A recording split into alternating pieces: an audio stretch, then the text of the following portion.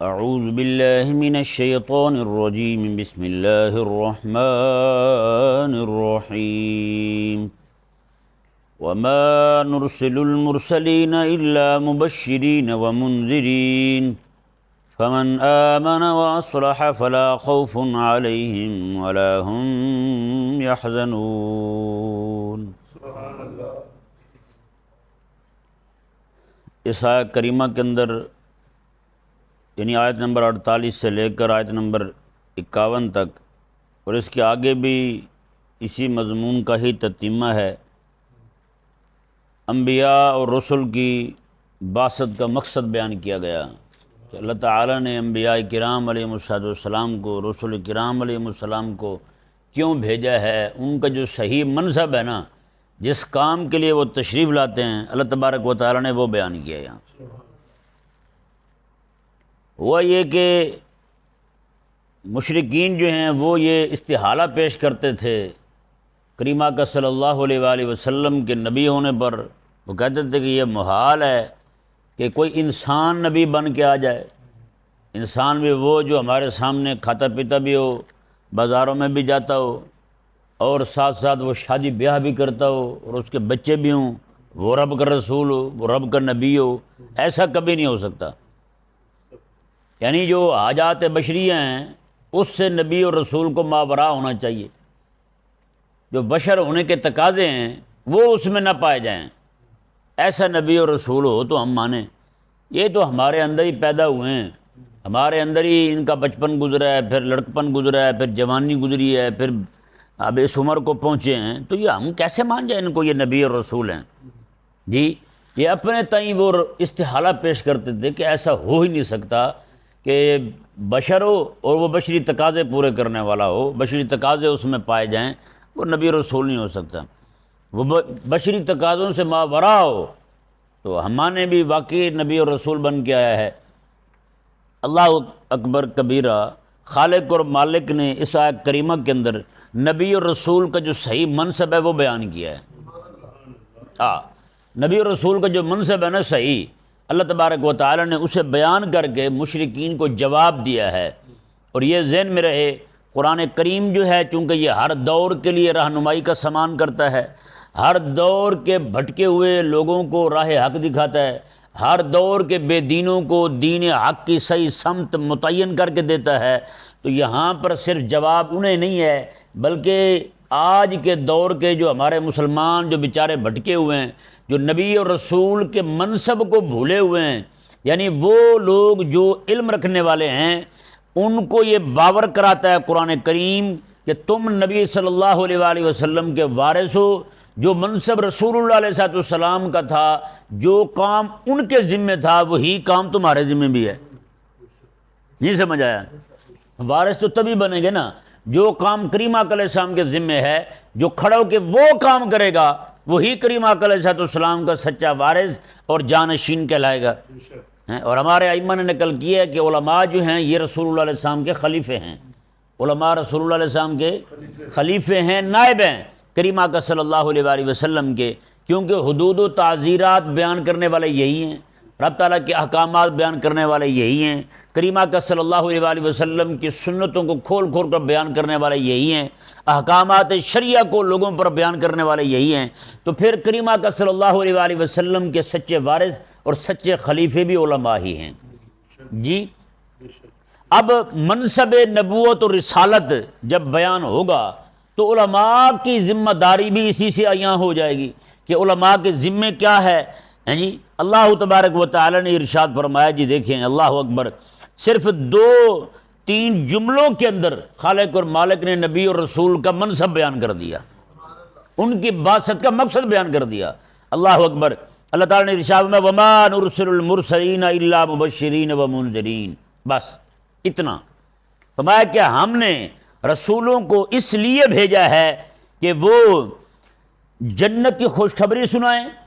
جنت لے جانے والے اعمال، سب سے پہلے عقیدہ توحید ہے، عقیدہ نبوت ہے اور معاد ہے۔ یہ عقائد ثلاثہ، عقائد اساسیہ یہ بیان کریں، ہیں جی، بیان کر کے لوگوں کو بتائیں کہ یہ عقائد ہیں، جو بندہ ان عقائد کو مانے گا اللہ تبارک و تعالیٰ اسے جنت عطا فرمائے گا۔ میں کہ نبی اور رسول کا منصب یہ ہے، نبی اور رسول کا مقصد یہ ہے آنے کا، تاکہ لوگوں کو یہ بتائے اور خوشخبری سنائے کہ نیک اعمال کرو گے، مالک کی وحی کی پابندی کرو گے، مالک کی وحی کی اتباع اور پیروی کرو گے تو مالک عز و جل تمہیں جنت عطا فرمائے گا۔ یہ نبی کی آمد کا مقصد ہے، اور بعثت کا جو اللہ تبارک و تعالیٰ نے جو بیان فرمایا نا، ان کا منصب وہ یہی ہے کہ میں کہ نبی آتا ہی اسی لیے ہے تاکہ کائنات کے لوگوں کو بیان کر دے کہ لوگوں خالق اور مالک کے مطیع اور فرما بردار سچے بندے بن جاؤ گے تو مالک تمہیں جنت عطا فرمائے گا۔ مبشرین کا معنی یہ ہے۔ اب منذرین فرمایا رب تبارک و تعالیٰ نے، اور نبی اور رسول جو ہیں ان کے آنے کا مقصد، ان کا منصب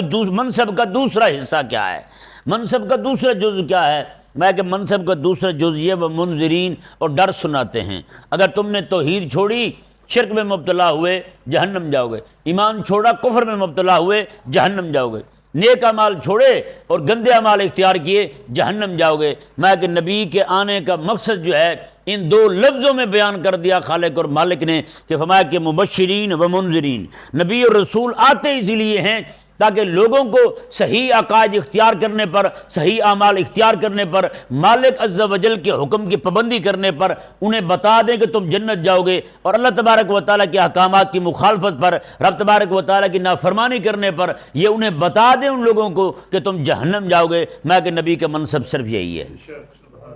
نبی کے منصب کی ابتدا یہی ہے۔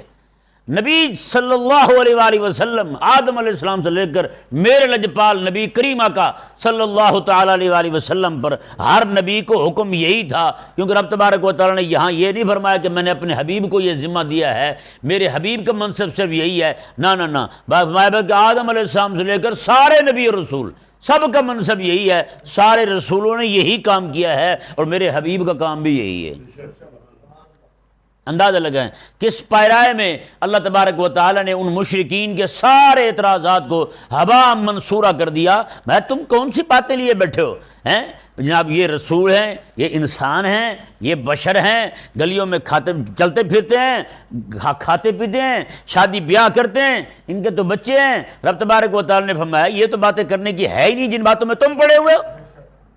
میں کہ میرے نبی اور رسول کا منصب، میرے نبی اور رسول جو ہیں ان کی آمد کا مقصد تو صرف یہ ہے، اس کے دو حصے رب تبارک و تعالیٰ نے بیان کیے، مبشرین و منذرین، بس پوری کائنات میں لوگوں کو بتا دیا۔ میں کہ نبی اور رسول کے آنے کا مقصد یہی ہے، کیونکہ پوری دنیا کے اندر جب حق کو مغلوب کر دیا جائے، باطل کا غلبہ ہو جائے، پھر اللہ تبارک و تعالیٰ نے ہر دور کے اندر اپنے انبیاء بھیجے ہیں، اپنے رسول کرام علیہ السلام کو بھیجا ہے۔ پوری دنیا آخری وقت جب قیامت قریب تھی تو خالق اور مالک نے پوری دنیا کو سدھارنے کے لیے اپنے حبیب کریم علیہ السلام کو بھیجا ہے جی، اور اپنے حبیب کریم صلی اللہ علیہ وآلہ وسلم پر جب انہوں نے یہ اعتراض کیا، اپنی طرف سے اپنے تئیں اعتراض کر رہے تھے، تو رب تبارک و تعالی نے فرمایا جو منصب میرا حبیب لے کر آیا نا، جو ذمہ داری میرا حبیب لے کر آیا ہے، یہ صرف کو میرے حبیب کا نیا کام نہیں ہے، بلکہ سارے نبیوں اور رسولوں نے یہی کام کیا ہے۔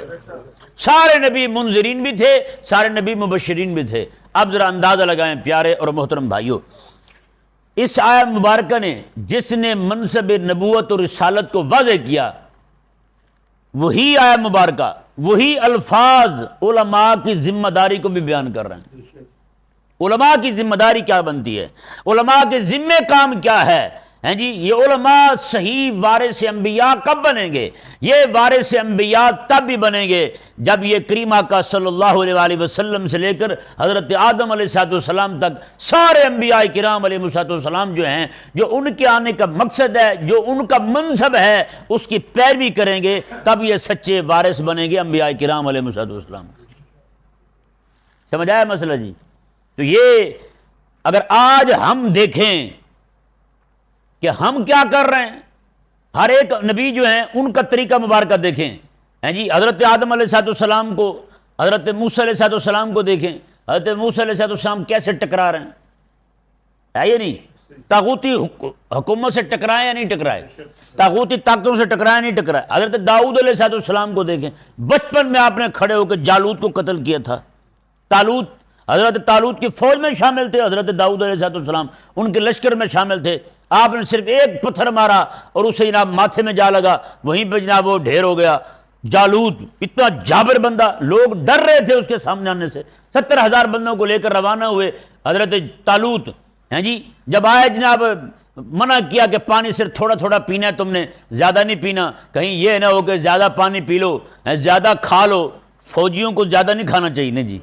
ہیں اگر فوجی جو ہے وہ کھاتا کھاتا مٹی کھانی شروع کر دے تو بیچارہ کیا لڑے گا وہ، ہیں تو حضرت طالوت نے فرمایا تھا اپنے فوجیوں کو پانی صرف ایک ایک چلو پینا ہے، تھوڑا تھوڑا ایک ایک مٹھ بھرنی ہے پانی کی تم نے، بس وہی پینا ہے، زیادہ پانی نہیں پینا، ہیں جی 70,000 بندے آئے تھے، 70,000 میں صرف 313 بندے بچے، باقی سب نے اتنا پانی پی لیا کہ اٹھنے کے قابل ہی نہیں رہے، اندازہ لگائیں اٹھنے کے قابل نہیں رہے، اللہ اکبر کبیرہ۔ تو حضرت طالوت جو ہیں انہوں نے پھر کیا جناب جہاد، ان کے جہاد میں سب سے پہلا وار جس نے کیا نا جی، وہ سب سے چھوٹی عمر کے حضرت داؤد علیہ السلام تھے، سب سے چھوٹی عمر کے فوجی ان کے داؤد علیہ السلام تھے، وہ جناب آئے تو انہوں نے بتایا کہ انہوں نے کہا جی میں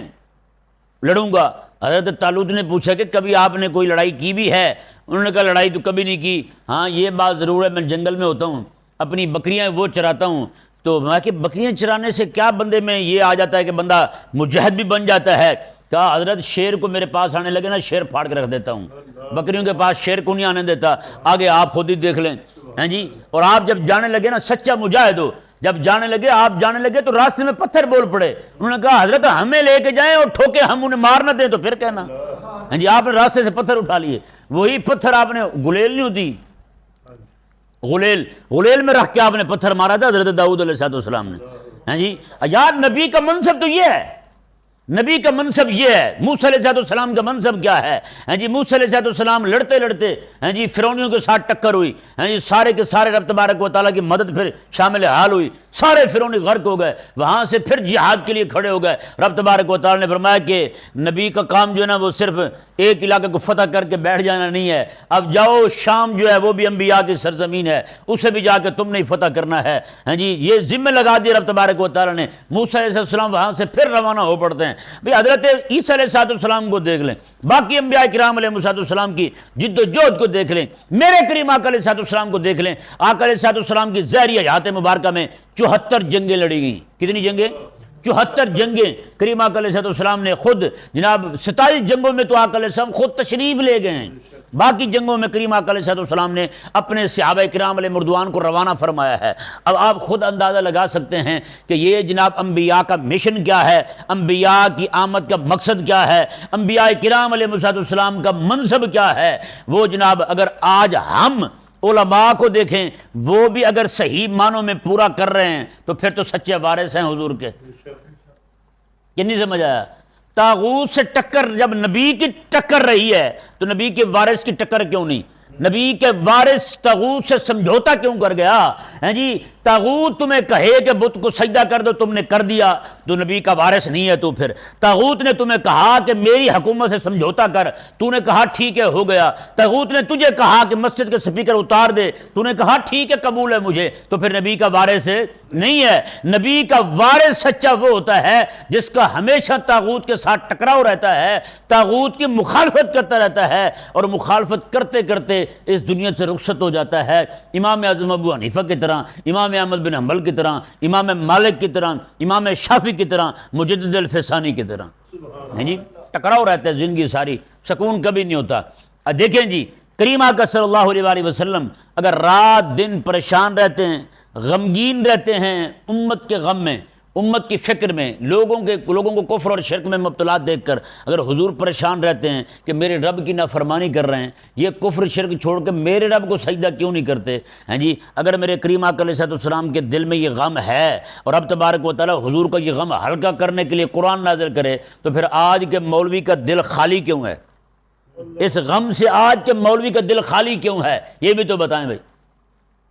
جس مولوی کا دل اس غم سے خالی ہے وہ یقین کر لے وہ رسول اللہ علیہ السلام کا سچا وارث ہو سکتا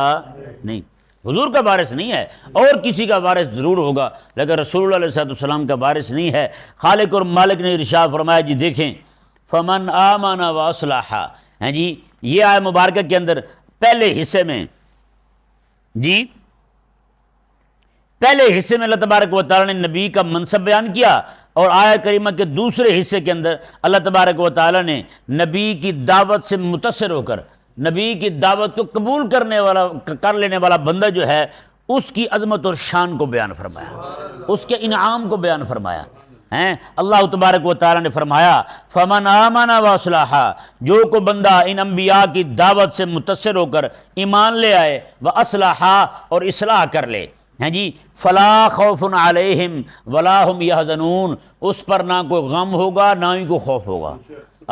قیامت والے دن اللہ تبارک و تعالیٰ ان سے خوف بھی دور فرما دے گا اور غم بھی دور فرما دے گا، یعنی رب تبارک و تعالیٰ انہیں بیان کر دے گا تمہارے لیے جنت کا فیصلہ کیا جا چکا ہے، لہذا آپ اپنے دلوں سے گھبراہٹ اور خوف اور غم جو ہے وہ سارے کا سارا ختم کر دو۔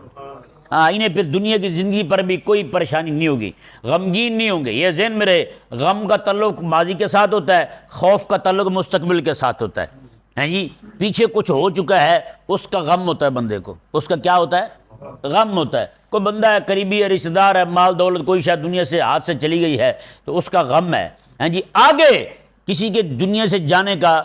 دل میں ڈر ہو تو اسے کہتے ہیں خوف، اسے کیا کہتے ہیں؟ خوف کہتے ہیں۔ تو یہ معلوم ہو گیا کہ حضرات انبیاء کرام علیہ السلام اور ان کی دعوت سے متاثر ہو کر ایمان لانے والے بندے جو ہیں، قیامت کے دن خالق اور مالک انہیں فرمائے گا کہ اب پیچھے جو کچھ ہوا اس کا غم نہ کرو، آگے کا تم خوف نہ کرو، تمہارے دلوں کے اندر رب تبارک و تعالیٰ سکینہ اور اطمینان بھر دے گا، کہ جہاں چاہو گے۔ یہ دیکھیں کتنا بڑا انعام ہے جو نبی کی دعوت کو قبول کر لے، نبی کی دعوت کو قبول کر لے۔ رب فرماتا ہے کہ وَأَصْلَحَ فَلَا خَوْفٌ عَلَيْهِمْ وَلَا هُمْ يَحْزَنُونَ، میں ان پر نہ کوئی خوف ہوگا نہ ہی یہ غمگین ہوں گے۔ اب آگے دیکھیں جی، پھر سزا بھی بیان کی رب تعالیٰ نے ان کی جو نبیوں کی دعوت کو ٹھکرا دے، نبیوں کی دعوت کو قبول نہ کرے، نبیوں کی دعوت کو مانے نہ، ہیں جی۔ رب تبارک و تعالیٰ نے ارشاد فرمایا وَالَّذِينَ كَذَّبُوا بِآيَاتِنَا، اور وہ لوگ جنہوں نے ہماری آیتوں کو جھوٹا کہا،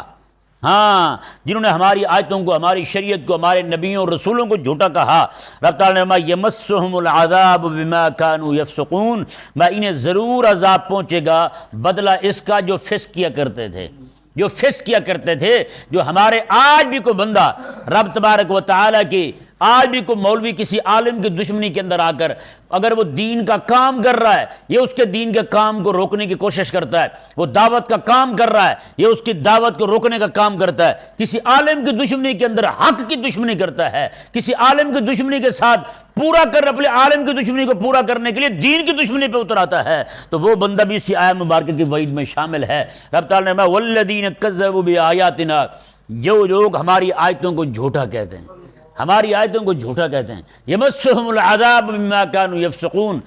کہ انہیں عذاب ضرور پہنچے گا بدلہ اس کا جو فسق کیا کرتے تھے۔ اللہ اکبر کبیرہ۔ منصب نبوت و رسالت کا تتمہ اس آیت کریمہ کے اندر بیان ہوا۔ وہ کافر آ کر نا جی کریم آقا علیہ السلام کو کبھی کہتے جی وہ پھر یہ بنا کے دکھا دیں، ہمیں وہ بنا کے دکھا دیں، جی ہمیں فلاں خبر دے دیں، غیب کے متعلق پوچھتے تھے۔ کبھی کہتے جی نبی اور رسول جو وہ فرشتہ کیوں نہیں ہے، آپ جو ہیں آپ کے ساتھ، پھر فرشتے ہمارے ساتھ چلا کریں، آپ کے ساتھ چلا کریں، آپ کے بارے میں بتائیں ہمیں کہ آپ نبی اور رسول ہیں، ہمیں آگے بتائیں، ہمارے نام خط آ جائے اللہ تعالیٰ کی طرف سے، وہاں سے خط آئے تو پھر ہم مانیں۔ اس طرح کی باتیں کرتے تھے۔ اللہ اکبر کبیرہ۔ میرے کریم آقا علیہ السلام کو رب نے فرمایا میں حبیب پیارے یہ جو باتیں کر رہے ہیں نا، آپ یہاں پر بھی اپنا منصب ذرا واضح کر دیں، آپ انہیں بتائیں جو باتیں کر رہے ہو نا میرے ساتھ کرنے والی نہیں ہیں، یہ باتیں میرے ساتھ نہ کرو، میرا جو منصب ہے، میرا جو مقام ہے، جو کام کرنے کے لیے میں آیا ہوں وہ اور ہے، جس کی طرف تم مجھے بلا رہے ہو وہ اور ہے۔ یہ آیت مبارکہ دیکھیں جی، اللہ تعالیٰ نے ارشاد فرمایا کل حبیب آپ فرمائیں لا اقول لکم عندی خزائن اللہ، میں حبیب آپ فرما دیں انہیں کہہ دیں میرے پاس کو رب کے خزانے نہیں ہیں، میرے پاس رب کے خزانے نہیں ہیں، خزانوں کا مالک میرے رب ہے۔ میں تم جو آ کر کہتے ہو جنہیں یہ کر کے دکھا دیں، یہ بنا کے دکھا دیں، میں رب کے خزانوں کا مالک تھوڑی ہوں، ہیں کیسی باتیں کرتے ہو تم؟ ولا اعلم الغیب، اور نہ ہی میں غیب جانتا ہوں،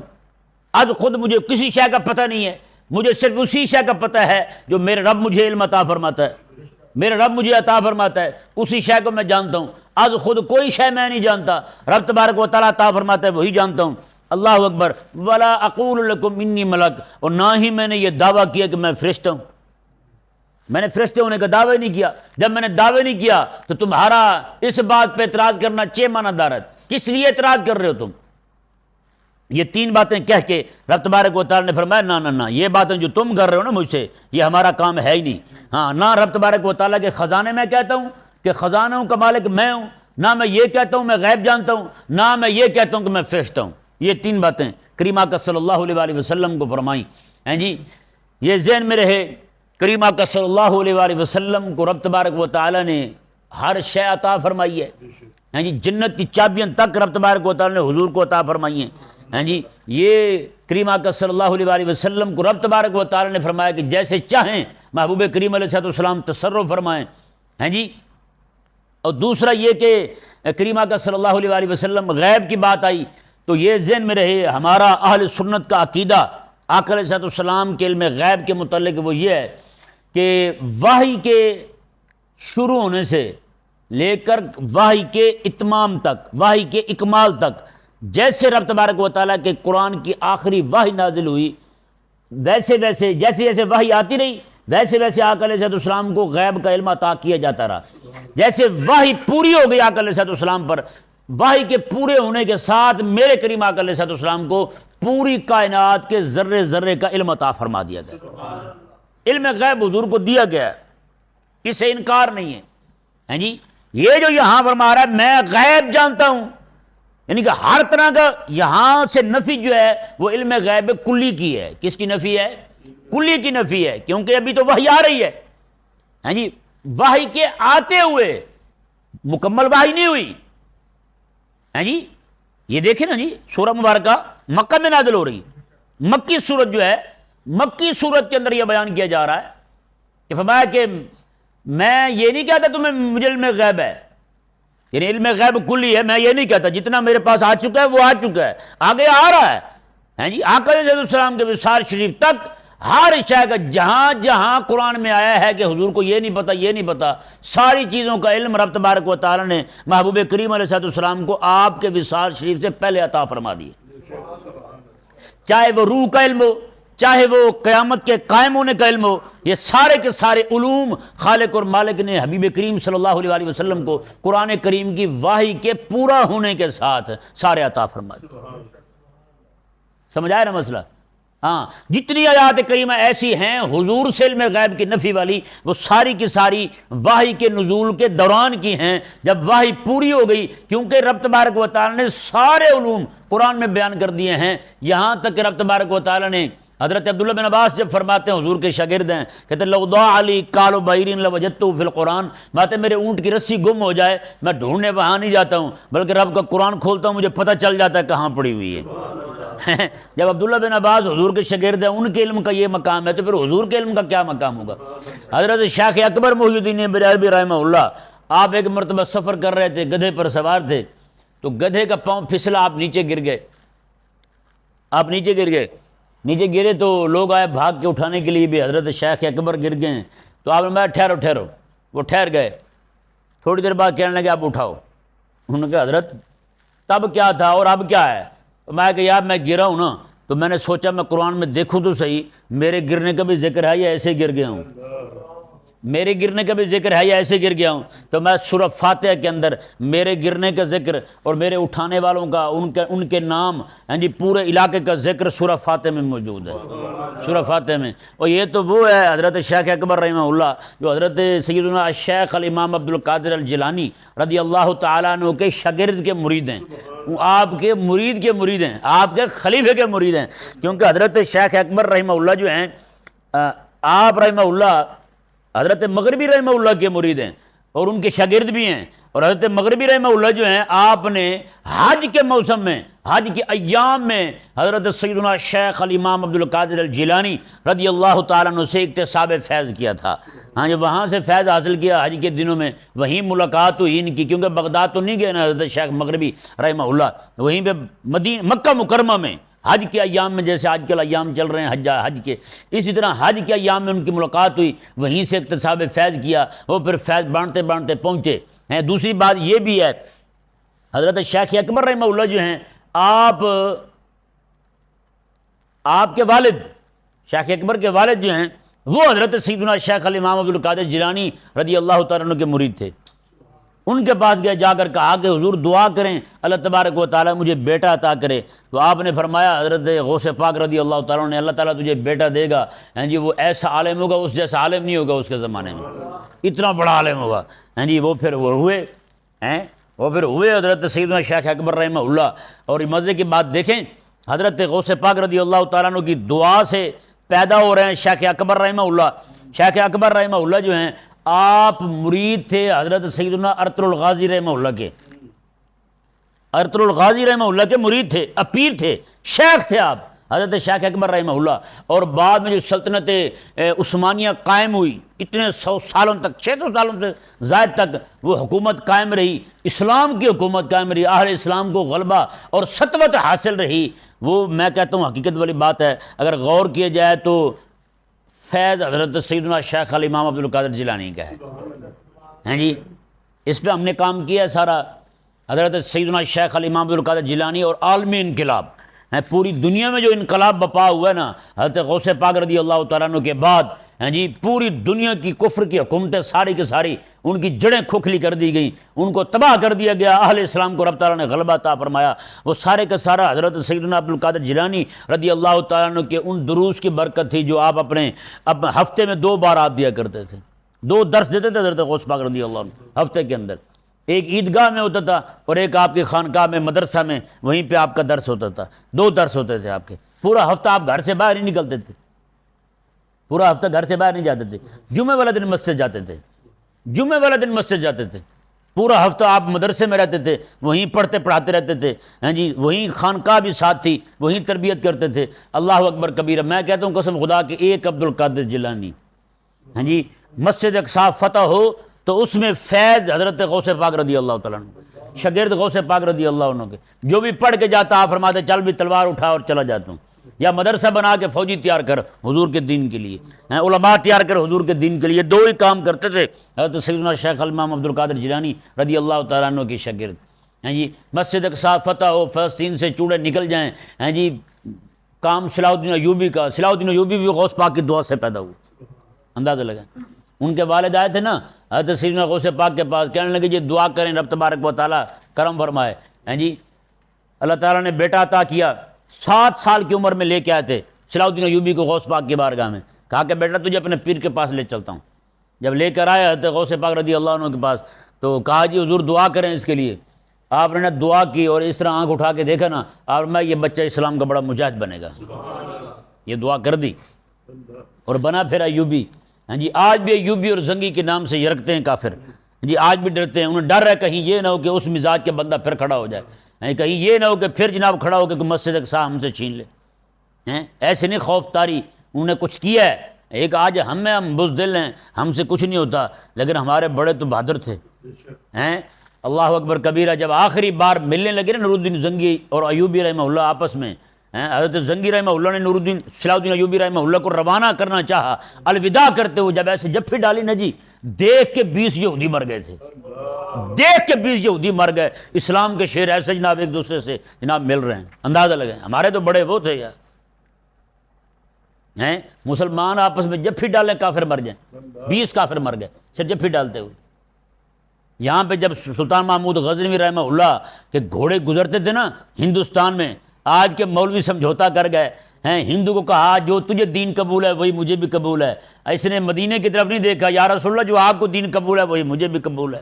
یہ نہیں کہا اس نے، ایک دن بھی نہیں کہا مولوی نے، اس نے کہا مودی جو تجھے قبول ہے، یوگی جو تجھے قبول ہے مجھے وہی قبول ہے۔ اس نے کہا چل ٹھیک ہے، پھر بتوں کو سجدہ بھی کر لے، بتوں کو سلام بھی کر لے، سارا کچھ کر لے۔ اس نے کہا میں سارا کچھ کرنے کو حاضر ہوں، جو بھی کہے تم، لیکن قربان جائیں اسلام کے سپاہی پر، اسلام کے سچے مجاہد پر،